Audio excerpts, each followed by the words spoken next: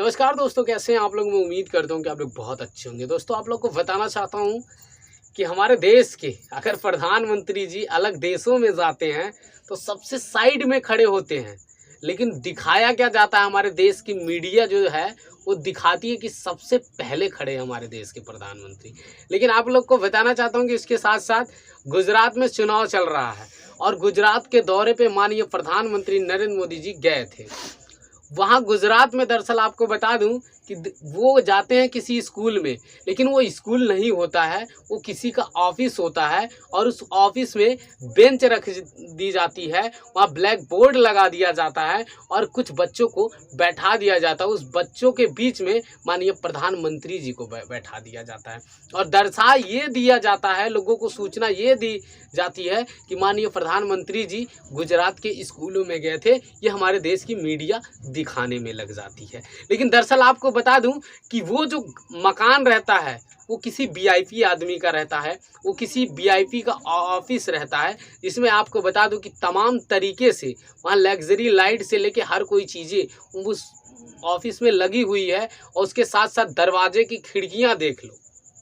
मैं बता दूं कि दिल्ली के अंदर जिस तरीके से केजरीवाल सरकार जो है जिस तरीके से शिक्षा को लेकर काम की है, आपको बता दूं कि दिल्ली के अंदर भी आप जाके देख लीजिएगा कि ऐसे दरवाजे नहीं लगे हुए होंगे जो गुजरात में लगाया गया। लेकिन मीडिया जो है दिखा ये रही है कि देश के प्रधानमंत्री हमारे पहुंचे स्कूलों में, ऐसा है गुजरात का स्कूल। लेकिन दरअसल आपको बता दूं कि गुजरात के लोग जिस तरीके से बता रहे हैं, मुझे नहीं लगता कि इस तरीके से स्कूल होगा वहाँ पर। तो ये मैं आप लोगों से बात करने के लिए आया था कि देश की हमारी जो मीडिया किस तरीके से गुमराह करती है लोगों को, हिंदू और मुसलमान की बात करती है हमारे देश के अंदर। अब आप सोचिए, उत्तर प्रदेश में अगर आप कांवड़ यात्रा लेके जाते हो तो आपके ऊपर फूलों की वर्षा होती है, लेकिन अगर आप बेरोजगार हो और रोजगार मांगने जाओगे तो आपके ऊपर लाठियों की वर्षा की जाती है उत्तर प्रदेश में। प्रधानमंत्री जी कहे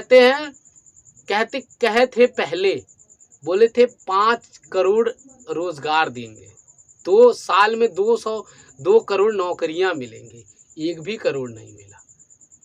आप देखिए ट्रेनों में किस तरीके से मतलब ठूस ठूस कर जा रहे हैं। जितना ट्रेन में बैठ के लोग जा रहे हैं उससे ज़्यादा ट्रेन पे लोग सोए हैं। ये हालत है हमारे देश की, बेरोजगारी है। और हमारे देश की मीडिया आज शिल्पा शेट्टी का बुखार हो गया, शिल्पा शेट्टी के कुत्ता मर गया, उसके लिए ये हो गया, सलमान खान को बुखार हो गया। ये अबे गरीबों की बातें दिखाओ तुम, जो गरीबों के साथ अत्याचार हो रहा है, जो हमारे देश के जो बेरोजगार पढ़े लिखे होकर आज जो बेचारे बेरोजगार बैठे हुए हैं, उनकी तुम बातें तो करो। आज देश में क्या चल रहा है आप लोगों को बस इतना मैं बता दूं कि देश में सिर्फ हिंदू और मुसलमानों पे सिर्फ राजनीति कर रहे हैं हमारे देश के नेता। आप कभी भी नहीं सुने होंगे कि किसी मंत्री का, किसी विधायक का बेटा, किसी सांसद का बेटा सरहद पे जाके शहीद हो गया होगा। जब भी आप सुने होंगे अगर सरहद पे कोई शहीद होता है तो वो किसान का बेटा, एक गरीब का बेटा होता है। के साथ साथ आपको बता दूं, गोली खाए सीने पे किसान का बेटा, गोली खाए देश के लिए सीने पे गरीब का बेटा, और मलाई कौन खाए, मंत्री का बेटा। आज जो देश में जो मंत्री हैं, सांसद के पद पे हैं, इनके बच्चे आपको बता दूं कि ऑस्ट्रेलिया में, दुबई में, ऐसी तमाम अलग अलग कंट्रियों में जाके पढ़ाई कर रहे हैं। लेकिन भारत के बच्चे भारत में ही, जो गरीब और किसान के जो बेटे हैं, भारत में ही पढ़कर और देश की सेवा कर रहे हैं, और आज वो पढ़ाई लिखाई कर कर आज वो बेरोजगार बैठे हुए हैं।